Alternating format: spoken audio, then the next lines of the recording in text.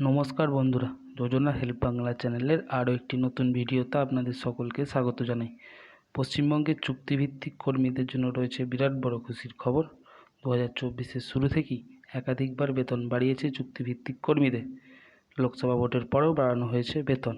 এবার অস্থায়ী চুক্তিভিত্তিক কর্মীদের বেতন বৃদ্ধি সংক্রান্ত আরেকটি বিজ্ঞপ্তি জারি করল সংশ্লিষ্ট দপ্তর। তো চলুন জেনে নিই কোন দপ্তরের বিজ্ঞপ্তি এটি এবং কোন দপ্তরের অস্থায়ী কর্মীদের বেতন বাড়ছে এবং কতটা পরিমাণ বাড়ছে এবং বর্ধিত বেতন কবে থেকে তারা পাবেন তার সম্পূর্ণ বিস্তারিত তথ্য।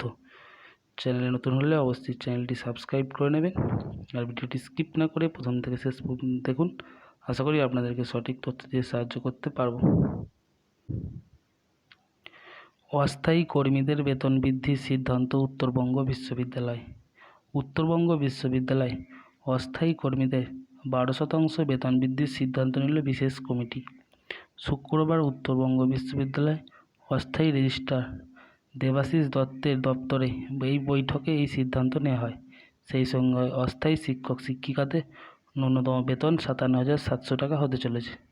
তবে উপাচার্যহীন বিশ্ববিদ্যালয়ে তা বলবৎ করার ক্ষেত্রে আইনি কোনো সমস্যা রয়েছে কি না সে ব্যাপারে আইনজীবীদের পরামর্শ নিতে রেজিস্ট্রারকে দায়িত্ব দেওয়া হয়েছে এদিনের বৈঠকে। অস্থায়ী রেজিস্ট্রার দেবাশিস দত্ত বলেন, কর্মীদের 12% বেতন বৃদ্ধি করা হচ্ছে। অস্থায়ী শিক্ষক শিক্ষিকা ন্যূনতম 57,700 টাকা বেতন পাবেন। কর্মসমিতির সদস্যদের নিয়ে যে বিশেষ কমিটি গঠন করা হয়েছিল এদিন ওই বৈঠকে সেই সিদ্ধান্ত নেওয়া হয়েছে। তবে উপাচার্য না থাকায় তা বলবৎ করার ক্ষেত্রে কিছুটা সমস্যা রয়েছে। সে ব্যাপারে আইনি পরামর্শ নিয়ে পরবর্তী পদক্ষেপ করা হবে। শনি রবিবার বিশ্ববিদ্যালয় ছুটি।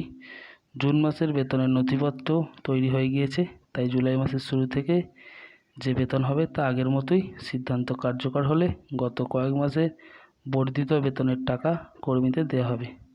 বেতন বৃদ্ধির দাবিতে যে লাগাতার আন্দোলন শুরু হয়েছিল, সারা বাংলা তৃণমূল শিক্ষাবন্ধু সমিতি এদিন ঘোষণার পরে তা প্রত্যাহার করেছে।